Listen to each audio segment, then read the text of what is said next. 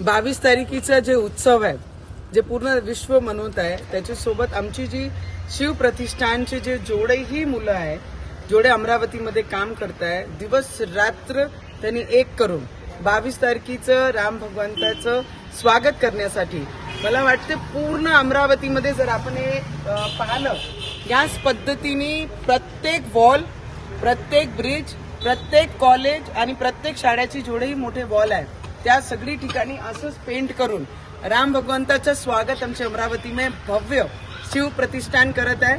तर त्यांना माझ्याकडनं खूप शुभेच्छा. आप सभी, आपण सगळे 22 तारखेला अशी दिवाळी मनवा, असे दिये लावा की पूर्ण विश्व पाहायला पाहिजे की या देशामध्ये जी विचारधारा आम्ही सगळे घेऊन चालत आहे आणि त्याचा एक प्रतीक या देशामध्ये काही वर्षोपासून ज्याची वाट आम्ही सगळ्यांना होती ते पूर्ण होताना 22 तारखेला आपल्या सगळं पाहणार आहे.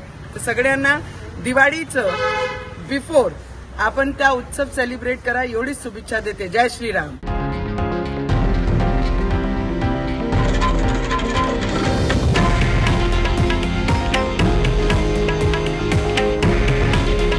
हे आहे देशातील नंबर 1 न्यूज नेटवर्क आणि आपण पाहत आहात TV9 मराठी. काळजी तुमची, हित महाराष्ट्राचं.